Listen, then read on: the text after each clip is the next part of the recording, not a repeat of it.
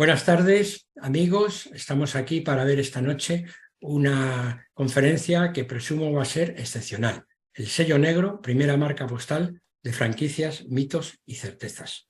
En esta charla se expondrá la verdadera función del sello negro en las cartas y cómo funcionaba su franquicia. Además, se estudiará la evolución del mismo y la existencia de otras marcas de oficio con su reglamentación, enseñando a diferenciar unas de otras.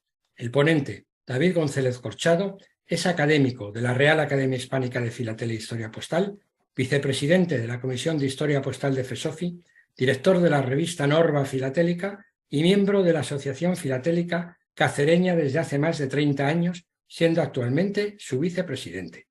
Investigador interesado en el periodo prefilatélico, especialmente de los siglos anteriores al XVIII. Ha publicado numerosos artículos relacionados con esta temática en revistas especializadas españolas como Academus, El Eco Filatélico y Revista de Filatelia. También ha dictado gran cantidad de conferencias, algunas de las cuales han sido las cartas del último templario, la organización postal de la Inquisición española, los inicios del correo en España como servicio público universal, el origen de los primeros porteos en las cubiertas de las cartas, etc. Su ámbito de coleccionismo se centra en la historia postal de su región, que es Extremadura, desde el siglo XVI hasta la Guerra Civil Española.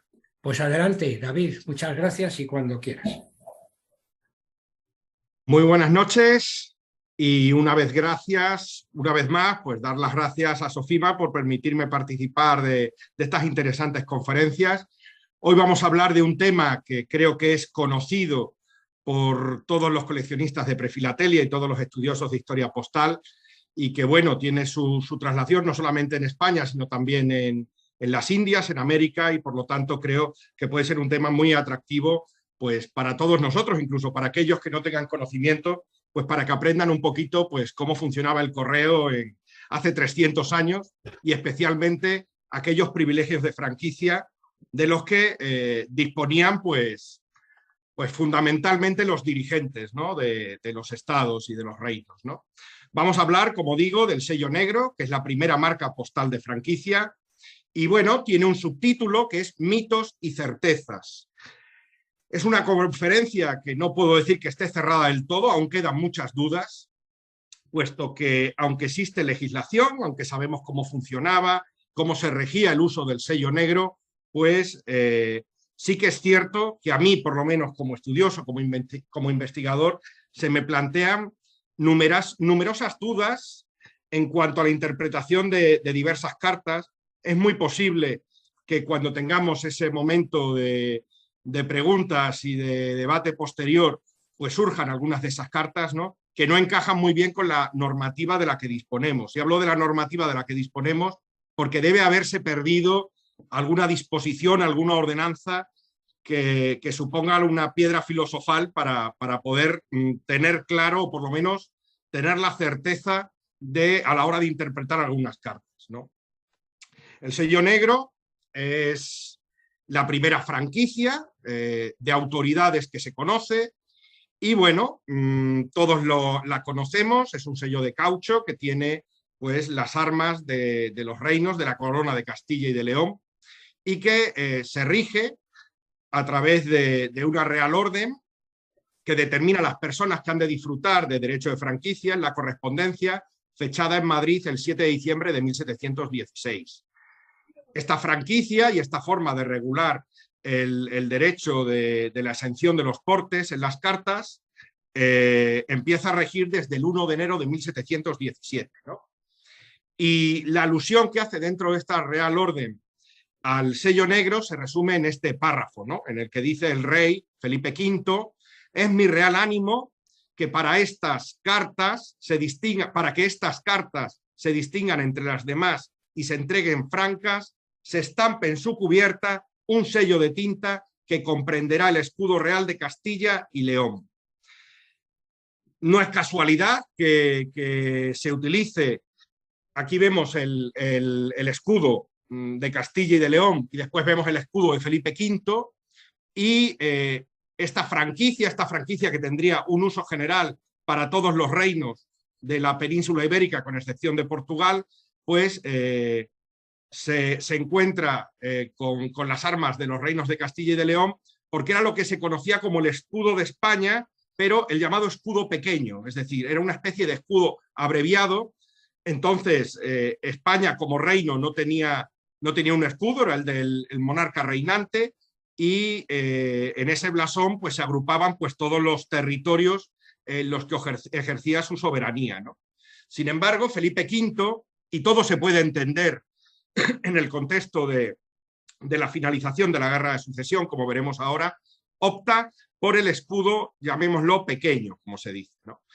Este escudo será utilizado de forma bastante abundante por sus sucesores, por Fernando VI, por Carlos III, Fernando VII, Isabel II, y llega incluso hasta el reinado de Alfonso XIII. Finaliza con la Segunda República. No es el escudo de España, puesto que el escudo de España lo componían el resto de reinos, Navarra, las barras de la corona de Aragón, las cadenas de Navarra, etcétera. Y bueno, digamos que esta era una versión abreviada. ¿Por qué se establecía esta versión abreviada? Bueno, pues ya hemos visto que entre 1701 y 1713 hubo una guerra civil en España con dimensiones internacionales, o una guerra internacional, una guerra mundial con una concreción civil dentro de España, en el que unos reinos, unos territorios se posicionaron a favor del archiduque Carlos y otros de Felipe V de Borbón, ambos pretendientes a la corona de España tras la muerte sin descendencia directa de Carlos II el Hechizado. El pretendiente Borbón, que fue también el elegido por Carlos II en su testamento, Felipe V, logró imponerse con las armas a su adversario y de esta manera pues finalizó la guerra con un alto coste, que fueron unas pérdidas territoriales importantes de lo que era la corona hispánica en Europa. Perdió todos los territorios de Flandes, todos los que también estaban en el Franco Condado, y también los territorios italianos del Ducado de Milán, el Reino de Nápoles, Sicilia, Cerdeña. Se quedó circunscrito únicamente a la península ibérica, ¿no? Es por esta razón por la que se instituyeron los llamados decretos de nueva planta, que abolieron todos los privilegios y todas las leyes propias de los reinos, llamémoslos perdedores, ¿no? Tanto el Principado de Cataluña como el Reino de Valencia como el Reino de Aragón perdieron sus fueros, también Mallorca perdieron sus fueros, perdieron sus privilegios y se sometieron todos a las leyes castellanas. Evidentemente, según la óptica de la que se mire, se puede considerar como una buena noticia para la historia de España o como una mala noticia, ¿no? La verdad es que al unificarse la legislación de todos estos territorios y de abolirse las aduanas y las fronteras, pues digamos que facilitó un mayor desarrollo del país, no solamente económico, sino también cultural, ¿no? El caso es que como consecuencia de esto es muy posible que el rey optara por, a la hora de crear un sello de franquicia con vigencia para todos los territorios dentro de la península ibérica, optara por las armas de Castilla y de León, obviando las de la corona de Aragón, que había sido, como hemos dicho, pues el rival dentro de la contienda, ¿no? Y bueno, estos son los mitos que vamos a intentar derribar y que se contraponen a las certezas que conocemos. ¿Qué es el sello negro? El sello negro es una marca de franquicia para la correspondencia de Estado, pero su uso no era privativo del rey. Es decir, no es una marca real propiamente dicha. El hecho de que aparezcan cartas en las que aparece una anotación por el rey y que vengan firmadas por el monarca no lo convierte en un uso privativo de este, ¿no? Es, digamos, una marca específica para la correspondencia de Estado.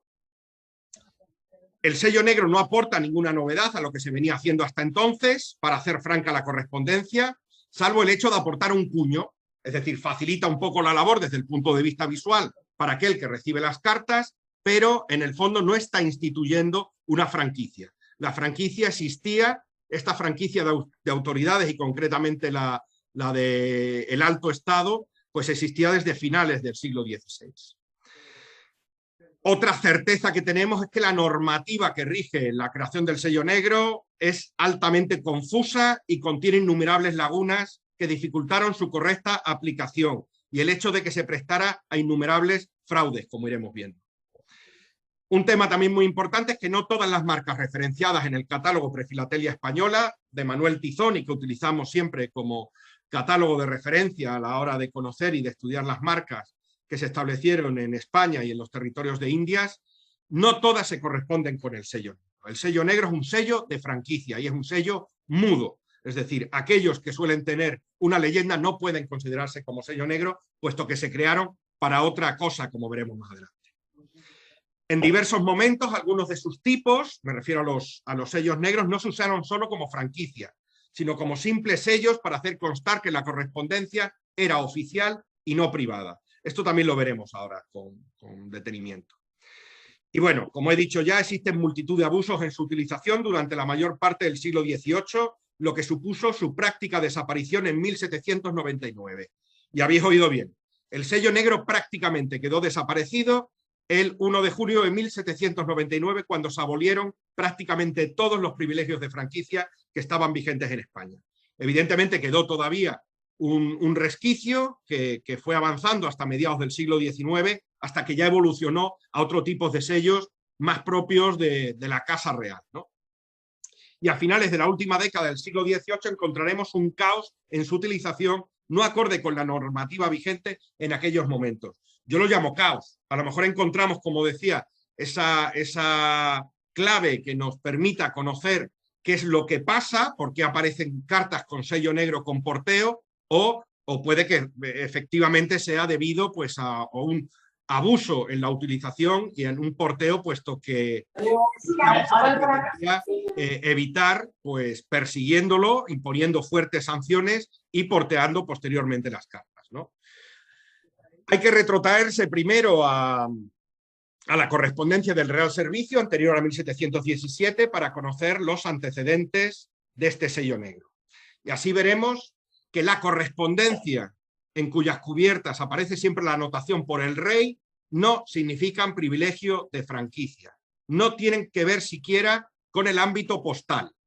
Estas anotaciones por el rey, que yo le he podido constatar desde el año 1333, Alfonso IV de Aragón, probablemente la haya mucho antes, también las he visto en cartas de Juan II de Castilla y de su hijo Enrique IV, y por supuesto con los reyes católicos, Fernando de Aragón, Isabel, de una forma conjunta por el rey y la reina, y simplemente pretendían llamar la atención al portador o a cualquiera que pudiera franquear su camino, que era una carta real, con lo cual merecía un alto respeto y por supuesto el no ser detenido el mensajero que la llevara, pero no suponía franquicia. ¿Por qué lo digo? Bueno, pues porque esta primera carta de Alfonso IV de Aragón, en su interior podemos ver que ha sido llevada por un mensajero privado. La de Enrique IV de Castilla, concretamente, es llevada por el propio, el portador de la carta es aquel que tiene que dar el mensaje. Es decir, es un mandadero con un mensaje verbal, con lo cual no circuló tampoco por el correo. Solo la tercera, la de Fernando V de Castilla y II de Aragón, Fernando el Católico, dirigida al venerable y reverendo padre obispo de Plasencia, sí circuló a través de un correo extraordinario despachado, pero las anteriores no, con lo cual no tienen connotaciones postales. Así seguirá en los siguientes siglos la costumbre de poner por el rey. Las cartas suelen estar firmadas por el rey, pero no son cartas misivas, son reales cédulas. El hecho de que esté firmado por el rey no significa que sea una carta real. Es como cualquier ley de hoy en día que tiene que ser firmada también refrendada por el monarca, por el rey, y para que tenga validez. Ese refrendo de la norma es obligatorio para que pueda promulgarse, y lo mismo ocurría entonces. Entonces, cuando nos encontramos cartas, ya sean manuscritas o con imprenta, firmadas por el rey y con esa anotación en la cubierta, no quiere decir que sean marcas reales. Son simplemente cartas que se hicieron cientos de copias, que fueron destinadas a diversas instituciones del reino y que se utilizaron diferentes fórmulas para hacerlas llegar, ¿vale? Sobre todo hasta el siglo XVII, en la que empiezan a articularse los primeros derechos de franquicia. La firma que aparece generalmente en el interior de la carta, yo el rey, solían ser incluso tampones que se creaban al efecto y custodiados por un oficial de la corte digamos que era el que regulaba el uso de la llamada estampilla con la firma real y que no tenían una validez especial. Es decir, la importancia que se le den a esas cartas, bueno, pues no son cartas manuscritas por el monarca, son impresos de oficio, por decirlo de alguna manera, ¿no? Entonces vemos que estos aparecen en cartas dirigidas a Cáceres, a Coria. Aquí tenemos otro ejemplo de Trujillo, otra de Madrid a Cartagena, Murcia, en el que aparece la anotación triplicado en la parte inferior izquierda, lo cual nos hace pensar que esta carta circuló por una vía alternativa al correo oficial. Sobre esta carta hablaré en algún momento, es muy interesante y probablemente pues, se mandaron 3 ejemplares de esta carta, estábamos en un contexto de guerra y se mandaron por vías alternativas a este correo oficial, con lo cual aquí vemos también las pruebas de que no son cartas circuladas necesariamente por el correo. Aquí vemos otras dirigidas a don Juan de Austria, el hijo de Felipe IV, don Juan José de Austria sería, y que bueno, en el contexto de la guerra de Cataluña fue enviada por un soldado, por una ordenanza, tal y como dice en su interior, no tiene por qué ser una carta circulada por el correo. Y esta otra, dirigida al monasterio de Oliva, sí que tiene una cuestión muy curiosa y es que tiene un porte. Vemos un porte de medio real, de una tinta diferente a la que aparece el sobrescrito. Y bueno, yo lo atribuyo a que la carta llegó probablemente hasta Pamplona o hasta Zaragoza, que era pues donde circulaba el correo habitualmente, y que a partir de ahí pues se hizo llevar a la población de Carcastillo, donde está el monasterio de la Oliva, pues probablemente se hizo llevar a través de un mensajero privado que percibió pues una pequeña gratificación, ¿no? Por eso aparece la anotación La Oliva y aparece el medio real. Es un caso muy raro porque estas cartas ya hemos dicho que se despachaban sin que tuviera un coste para el destinatario, pero en este caso probablemente el último tránsito sí que tuvo que hacerlo y tuvo que pagarse un porte por ello. Bien, hemos dicho que a partir del siglo XVII es cuando podemos hablar con propiedad de derecho de franquicia. ¿Y por qué a partir de esta época? Porque es cuando se crean las estafetas. Hasta entonces se despachaba un correo extraordinario y recibía su salario, ya fuera por cuenta del correo mayor o ya fuera directamente por el remitente de la carta. Sin embargo, con la creación de las estafetas se crea un servicio público y universal de la correspondencia y los reyes y los ministros hacen llegar sus cartas a través de este servicio, con unas garantías. Primera garantía, ya que ellos están sufragando este servicio de estafetas a los taxis, a la familia taxis, a los correos mayores, y les está permitiendo incluso implantarlas en todo el territorio del Reino de Castilla y la Corona de Aragón, pues le exigen tener el derecho a que sus cartas no vayan porteadas, es decir, se entreguen gratis, tal y como dice la parte señalada en este tratado, en este convenio para la creación de las estafetas de la Corona de Aragón que suscribió don Juan de Taxis y Peralta con Antonio Vaz Brandón. Entonces, ahí vemos que deben estar exentas de porte, francas, no se les deben cobrar ni al remitente ni al destinatario, y después habla también de algunas características, como que tiene que ir certificada. Ahí es donde nace el correo certificado, como ya vimos en alguna otra conferencia que di hace un par de años, y que eran condiciones exigidas directamente por la corona para hacer llevar su correspondencia. Tenía que tener una seguridad adicional al del resto de ciudadanos, ¿no? Aquí vemos 2 ejemplos. La primera carta que se conoce certificada, precisamente, que es esta que va de las Pedroñeras a La Coruña, aparece la anotación certificación y aparece también la anotación por el rey. Esta carta circuló por el servicio de estafetas, circuló franca de porte, es decir, con franquicia, y vemos después, unos años después, 58 años después, otra carta. Han cambiado ligeramente la morfología de las cartas certificadas, se explica hacia dónde tiene que ir esa certificación, concretamente a Madrid, para garantizar que había llegado correctamente a su origen, ¿no? Otra carta franca de portes. ¿Y qué tenía que hacer con esas cartas? Pues esas cartas iban en una valija independiente y además iban anotadas en el parte, que era un documento que llevaban los correos de las estafetas, se los pasaban unos a otros y en él se hacía constar la carta que tenía un tratamiento especial, las cartas y pliegos que tenían un tratamiento especial. Dentro del parte pues se encontraban una a una todas las cartas certificadas y que habían sido remitidas por diferentes estamentos del Estado. Uno de los mayores temores que tenían a la hora de establecer el servicio de estafetas y la franquicia de autoridades, uno de los mayores temores que tuvo el monarca y sus ministros fue el hecho de que se utilizara con picaresca este recurso. Fue muy habitual, y esto se vendrá desarrollando también a lo largo de todo el siglo XVIII, que en las grandes plicas, como estamos viendo, las personas particulares deslizaran sus pequeñas cartas para que, amparados en ese derecho de franquicia, cuando la carta le era remitida a un virrey, pues pudiera llegar la correspondencia privada. Esto, como digo, lo veremos a lo largo de todo el siglo XVIII y gran parte del XIX.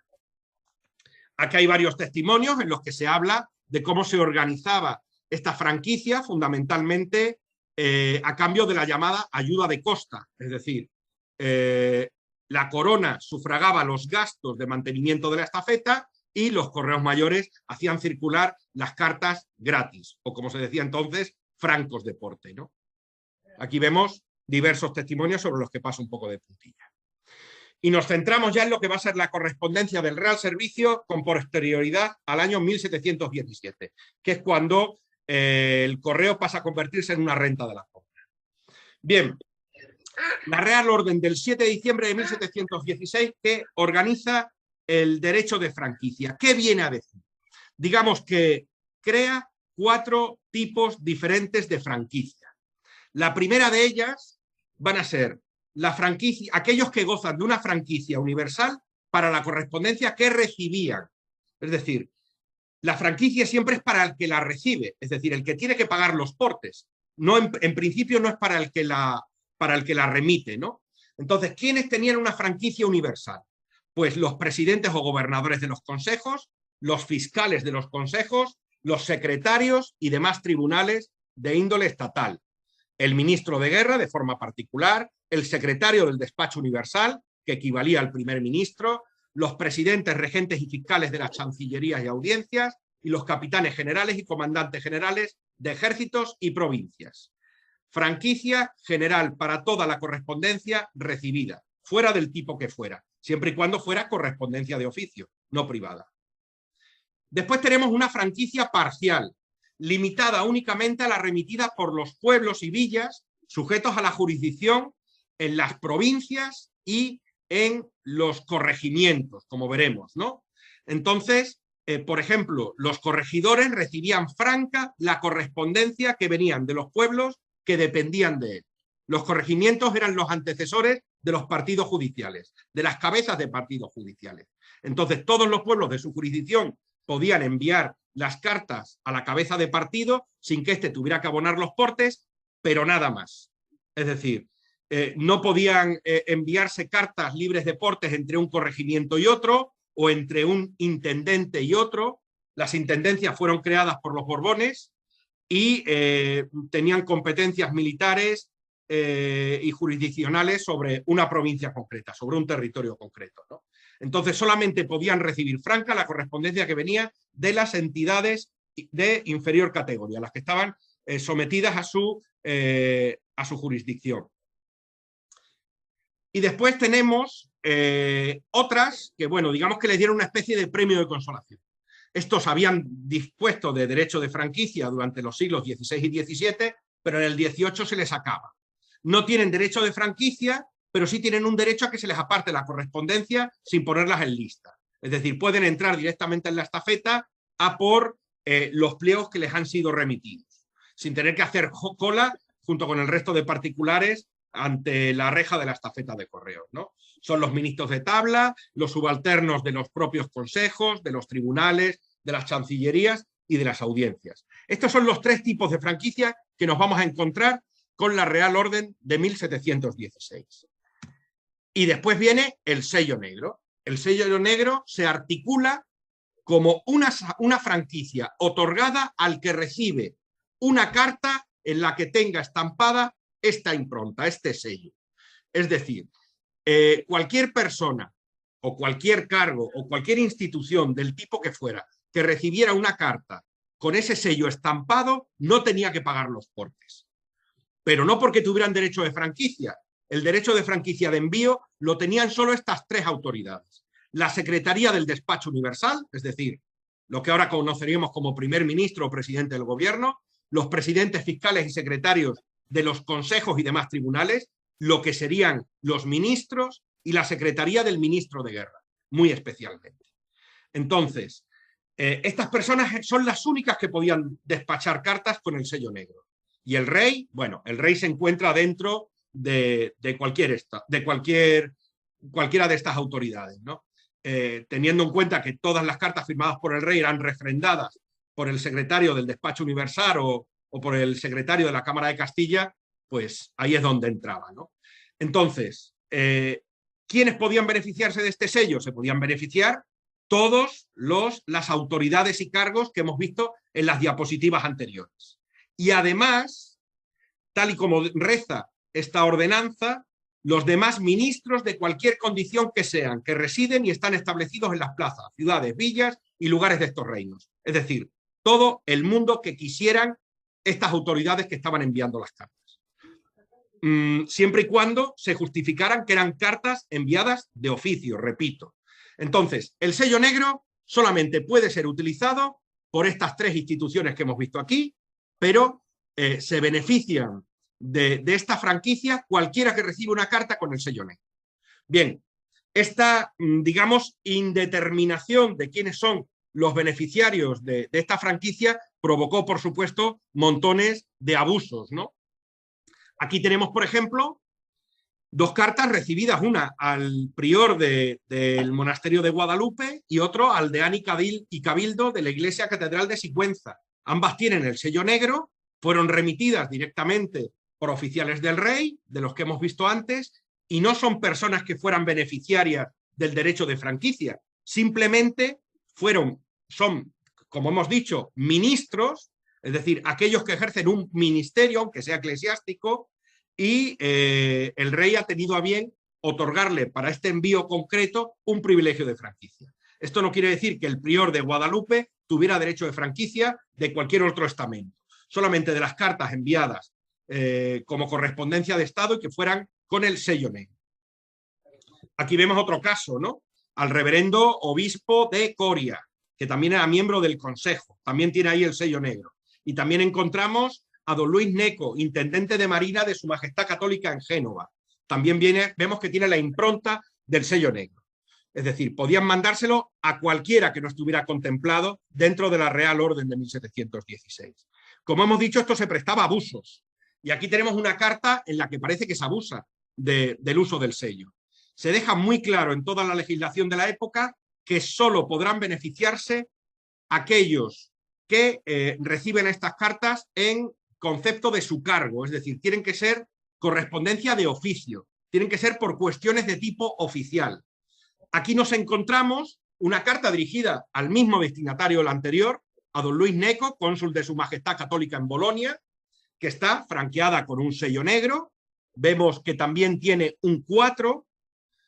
Es complejo de descifrar, pero esta carta circuló casi con toda seguridad a través del Ordinario de Roma, que era una posta española desde el principio hasta el final. Teníamos una oficina de correos en Roma y hasta allí viajó Franca de Porte, puesto que estábamos hablando que entran dentro de la jurisdicción del rey de España. El problema fue cuando la carta tuvo que hacer el trayecto entre Roma y Bolonia. Allí se le impuso un porteo, concretamente de 4 bayocos, que era la tarifa para una carta sencilla circulada en el interior de los estados pontificios. Entonces tuvo una franquicia parcial solamente hasta Roma y después fue tasada para pagar los 4 bayocos, ¿no? Sin embargo, esta carta no debía haber llevado el sello negro. ¿Por qué? Porque si vemos su interior, está pidiendo el destinatario de la carta, parece que antes ha escrito preguntando los trámites para contraer matrimonio y le está respondiendo concretamente el secretario de Estado de Marina, don Pedro González de Castejón, le está explicando y diciéndole los trámites que tiene que llevar a cabo para solicitar el contraer matrimonio siendo militar. Es decir, es una carta de índole personal. La carta debía haberse enviado sin ese sello negro, tenían que haberse satisfecho los portes por parte de don Luis Neco y no se hizo así. es una mala práctica en el sello negro. Y probablemente hay muchas más iguales, ¿no? Nos encontramos que con esta ley tienen que hacerse diferentes ajustes. Por ejemplo, claro, si el rey tiene la potestad de conceder franquicia a quien quiera, pues esto supone un perjuicio para los correos mayores. Los correos mayores, en el siglo XVIII, aunque ya era una renta de la corona, seguían arrendándose estos oficios a particulares.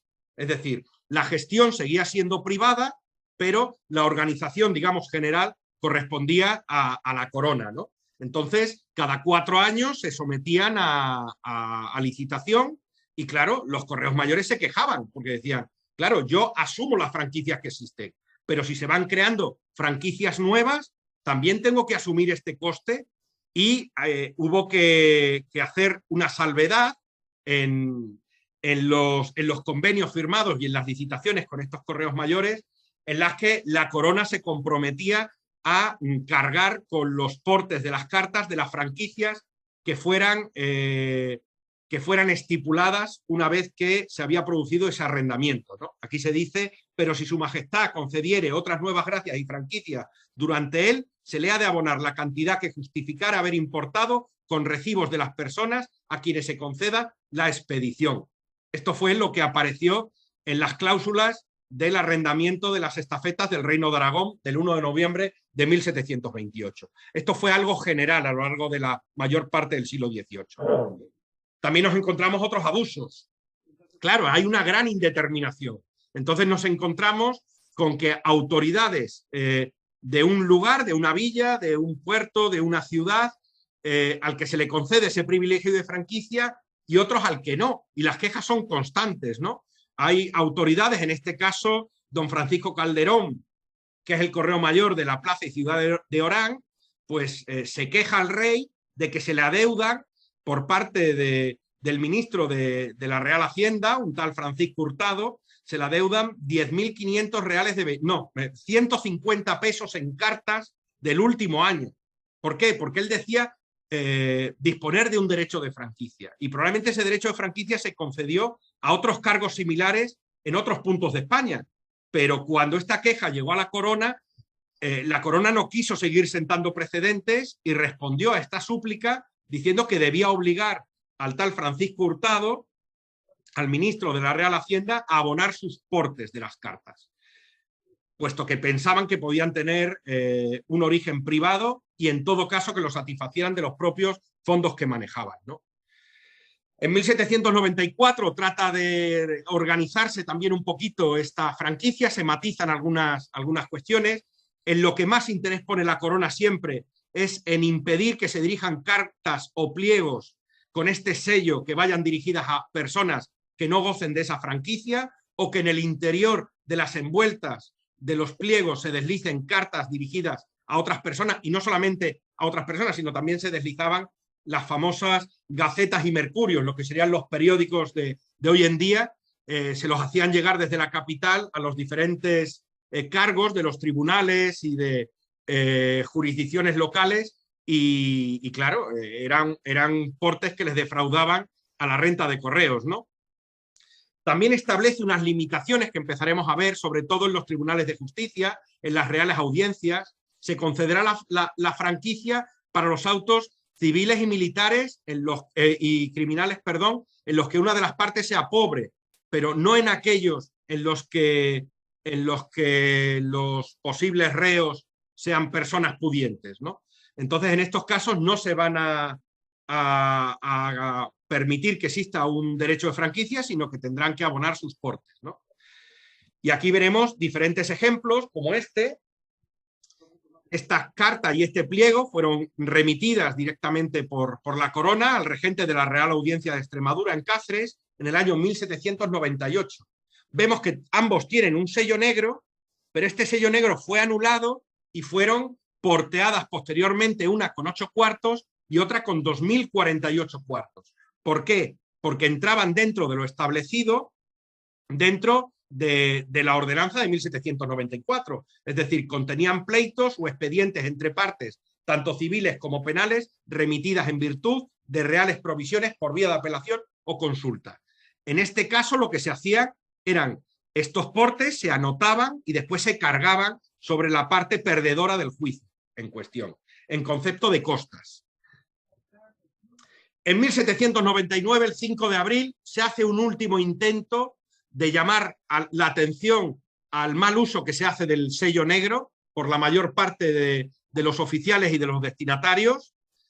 Se llama la atención de que se están detectando muchísimos fraudes a la renta de correos, sobre todo por uso indebido de este sello y por envío a personas que gozaban o eran favorecidos del favor de estos ministros que eran los que estampaban el sello, o directamente por el hecho de deslizar documentos y cartas particulares dentro de estos pliegos. El 5 de abril de 1799 se hace la última llamada de atención. Y muy poquito tiempo después, el 19 de mayo, parece que ya se acaba con la paciencia del primer ministro, en este caso Mariano Luis de Urquijo, y en la Gaceta de Madrid, el 24 de mayo de 1799, se establece una circular, una real orden, en la que se extingue el 99% de las franquicias existentes.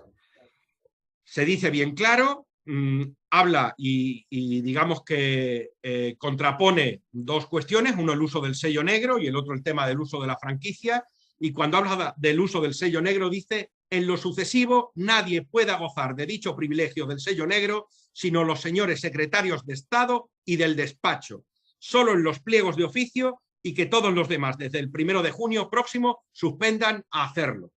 Es decir, ya no estamos hablando de otra serie de autoridades a nivel estatal que podían beneficiarse de ese sello negro tal y como venían en las ordenanzas de 1716, sino que solamente podrán los secretarios de Estado y del despacho. Es decir, única y exclusivamente los 5 ministros que existían entonces en el Reino de España. 5 ministros, uno de ellos era el secretario de Estado, que ostentaba la responsabilidad del Ministerio de Asuntos Exteriores y que era el que hacía también de primer ministro. Y el resto, que eran ministros del despacho, solo podrán ellos utilizar el sello negro, nadie más. Y se exceptúan del uso de franquicia los secretarios y gobernadores de los consejos en las cartas que vengan de los reinos a que pertenezcan sus respectivos empleos. Y deberán pagar los portes de las cartas cada uno del fondo de su administración o de la Real Hacienda, ¿vale? Dos cuestiones separadas. El uso del sello negro solamente circunscrito a los secretarios de Estado y del despacho, a los 5 ministros. Nadie más puede utilizar el sello negro. Y el derecho de franquicia solamente podrán ostentarlo, es decir, recibir las cartas libres de porte, los secretarios y gobernadores de los consejos. Únicamente, ni tribunales, ni corregimientos, ni las cartas recibidas de estancias inferiores, ninguna. Se suprime absolutamente todas las franquicias, la de la Santa Inquisición, la de los capuchinos y franciscanos, todas las franquicias son abolidas con este decreto de 1799. Solamente se podrán recibir las cartas francas de porte en Madrid, en la capital, en la corte, y por parte de los secretarios y gobernadores de los consejos, nada más.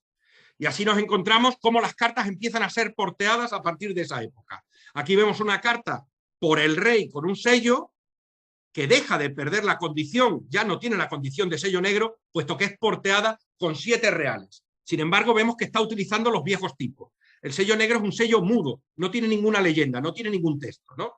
Esta carta, dirigida al corregidor de la ciudad de Toledo, se vio obligada a pagar 7 reales de porte. Era una gran plica, ¿no? Evidentemente, en 1799 se crea un auténtico caos con el tema del uso del sello, y poco después, en el año 1800, el 21 de marzo, se ven obligados a crear una fórmula para articular el pago de la correspondencia. El hecho de que esa correspondencia esté libre de portes para las personas que lo reciben no exime del hecho de que se tengan que abonar esos portes. Es decir, estamos hablando de entidades y estamos hablando de instancias del Estado en diferentes niveles.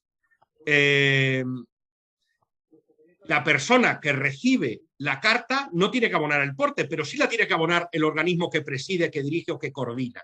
Entonces, se tiene que establecer una fórmula de diferenciar la correspondencia privada dirigida a un presidente de una Real Audiencia de la correspondencia pública o llamada de oficio. Y así se establecen diferentes sellos. Pero estos sellos no eximen del pago de los portes, simplemente dan fe de que se trata de correspondencia oficial y que por lo tanto tendrá que ser abonada o bien de los fondos propios de ese organismo que recibe la carta o bien del ramo del que depende, de la instancia superior. Entonces se proponen 3 ejemplos de sello. En el primero pone Consejo Real para las cartas remitidas desde la Corte, desde cualquier instancia de la Corte y que no goce del beneficio del sello negro.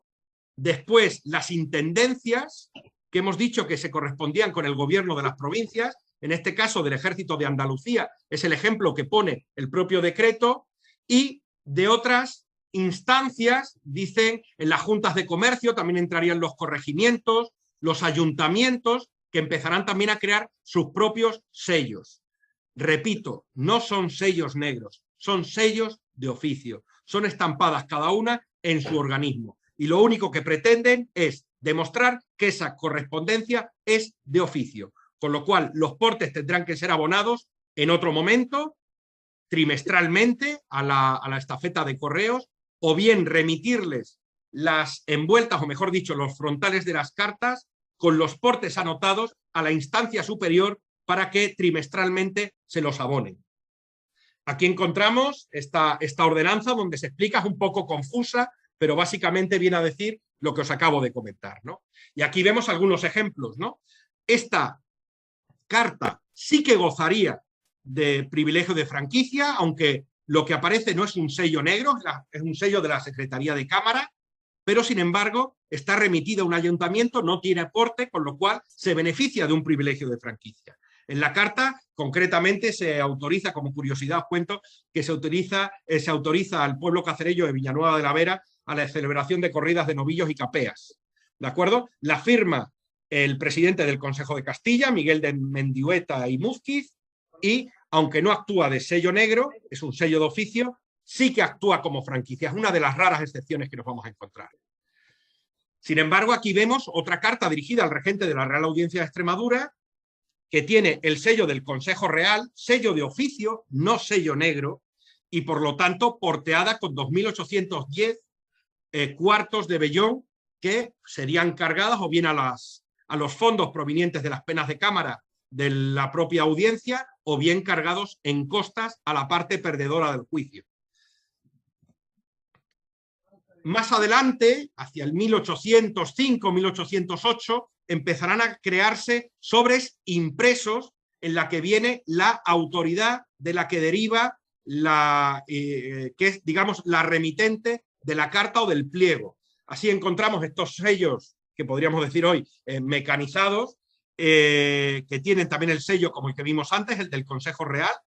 No son estampaciones, vienen en el propio sello y digamos que son, pues bueno, circulares que llevan anotados los portes, puesto que deben ser abonados por quien los recibía. Vemos que son frontales en su mayor parte, porque se arrancaron posteriormente de la carta y fueron remitidas a la instancia superior para que le fueran abonados esos portes al cabo de un trimestre, habían sido adelantados por ellos, pero que se portean pues como cualquier otra carta particular de la época, ¿no? Sí que veremos todavía el uso de sellos negros fundamentalmente dirigidos por la nobleza, a la nobleza, dirigidos por correos de gabinete. ¿Por qué decimos que son correos de gabinete? Porque si nos fijamos no aparece el lugar de destino, aparece por el rey, el nombre del noble, pero no aparece dónde se encuentra. Entonces es impensable que una carta así pudiera ser despachada a través del servicio de estafeta. Se hizo o bien a través de un correo extraordinario, llamados en la época de gabinete, o el llamado correo del parte, ¿no? Ahí sí que tendrán un sello negro, un sello mudo, y no tienen ningún tipo de porteo. En 1808 estalla la Guerra de la Independencia y lo pone todo patas arriba, y nunca mejor dicho. Empiezan a otorgarse de manera indiscriminada franquicias a diferentes cargos militares y políticos, por razones de fuerza mayor, obviamente. En los años posteriores será muy complicado que se retornen esos privilegios de franquicia otorgados a oficiales y se emitirán diferentes ordenanzas entre 1814 y 1817, recordando que hay que volver a la situación precedente al año 1808. Es decir, la finalización del derecho de franquicia con carácter general y empezar con las correspondencias llamadas de oficio. Esto es muy curioso, este es del amigo Alfredo, estas tres frontales dirigidos por parte del Real Servicio, por parte de la Intendencia de la provincia de Madrid, no tienen fecha, pero dos son evidentemente anteriores al comienzo de la Guerra de la Independencia. Las intendencias habían dejado de gozar de derecho de franquicia, no es un sello negro, por tanto, es un sello de oficio, son enviadas a diversos ayuntamientos y vemos que las dos primeras están porteadas con 10 y 21 cuartos, con lo cual la cosa era normal y acorde a la legislación estipulada en 1799 y en el año 1800, ¿no? Sin embargo, vemos que la siguiente también está mandada de Madrid por parte de la prefectura, que fue lo que sustituyó en tiempos de José Bonaparte a las intendencias, y que va dirigida también a un ayuntamiento, concretamente al de Almoguera. Y vemos que, conforme a la legislación de 1799 del año 1800, debía estar también sometida a aporte, debían ser cartas de oficio, y probablemente así era, pero simplemente nadie lo pagó, nadie pagó el porte, no tenían dónde remitirlo después. De hecho, de esto se quejan en un memorial de 1817 por parte de la Renta de Correos, en el que dice claramente que es que se adeudan miles y miles de reales de la correspondencia de oficio no abonada a correos. Es decir, nadie pagaba. Los gobiernos que se impusieron, tanto por el bando patriota como por el gobierno francés, pues hacían caso omiso. Lo que se recaudaba de los portes de las cartas se empleaban en gastos militares. Entonces, cuando se torna a la normalidad o cierta normalidad en el año 1814 y 1815, trata de ponerse un poco de paz a todo eso. Y aquí terminamos. Podríamos seguir hablando del uso del sello negro a partir del año 1820, en el que ya se empieza a confundir con las llamadas marcas de abono. La A de abono empezará a jugar un papel de franquicia y tendrá también un régimen muy similar al que existía según el decreto de 1716 del sello negro. Espero que toda esta cantidad de conceptos que hemos trabajado me haya ajustado más o menos al tiempo del que disponía y que os sirva pues para haceros una idea y mirar con ojos diferentes las cartas que tenéis en vuestras colecciones.